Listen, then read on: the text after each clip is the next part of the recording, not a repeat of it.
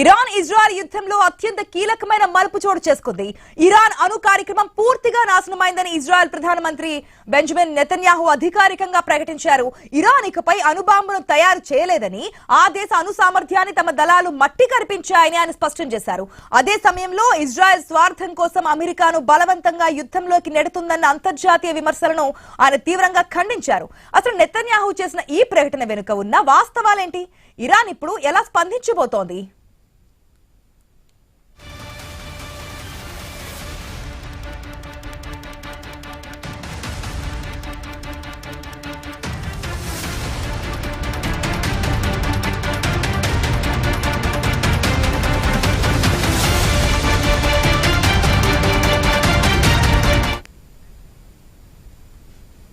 పశ్చిమాసియా రణక్షేత్రం నుండి ఇజ్రాయెల్ ఒక భారీ విజయాన్ని ప్రకటించింది. గత కొన్ని నెలలుగా ఇరాన్ అణు కేంద్రాల లక్ష్యంగా సాగుతున్న దాడులు సత్ఫలితాన్నిచ్చాయని ప్రధాని నెతన్యాహు వెల్లడించారు.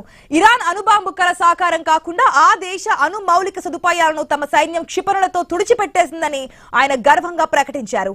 ఇరాన్ సుప్రీం లీడర్ ముస్తఫా ఖమేనీకి ఇది కోలుకోలేని దెబ్బ అని, ఇకపై ఇరాన్ నుండి అణుముప్పు ఉండబోదని నెతన్యాహు ధీమా వ్యక్తం చేశారు.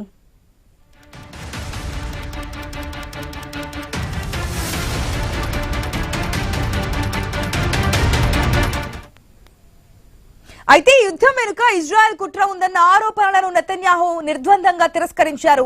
ముఖ్యంగా అగ్రరాజ్యం అమెరికాను ఇజ్రాయెల్ తన సొంత అవసరాల కోసం యుద్ధంలోకి లాగుతోందని వస్తున్న వార్తలు కేవలం అపోహలు మాత్రమేనని ఆయన కొట్టిపారేశారు. మేము అమెరికాను యుద్ధంలోకి పుష్ చేయడం లేదు. ఇరాన్ అరాచకాలను అరికట్టేందుకు మిత్రదేశంగా అమెరికా స్వచ్ఛందంగా మద్దతిస్తుందని ఆయన స్పష్టం చేశారు. అమెరికా అధ్యక్షుడు డొనాల్డ్ ట్రంప్ ఇజ్రాయెల్ మధ్య ఉన్న బలమైన రక్షణ బంధం వల్లే ఇరాన్ దూకుడుకు అడ్డుకట్ట వేయగలిగామని ఆయన పేర్కొన్నారు.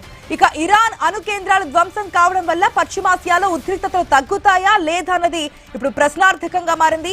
ఒకవైపు తను అణు సామర్థ్యం దెబ్బతిన్నట్లు వస్తున్న వార్తలను ఇరాన్ ఇంకా ధృవీకరించలేదు.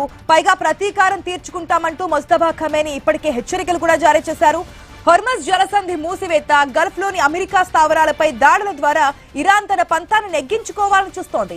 నెతన్యాహు ప్రకటించిన ఈ అణు విజయం యుద్ధాన్ని ముగిస్తుందా, లేక ఇరాన్ లోని అతివాద శక్తులను మరింత రెచ్చగొట్టి మహాయుద్ధానికి దారితీస్తుందన్నది వేచి చూడాలి. ఏది ఏమైనా నెతన్యాహు చేసిన ఈ ప్రకటనతో అంతర్జాతీయ రాజకీయాల్లో పెను మార్పులు రావడం ఖాయం.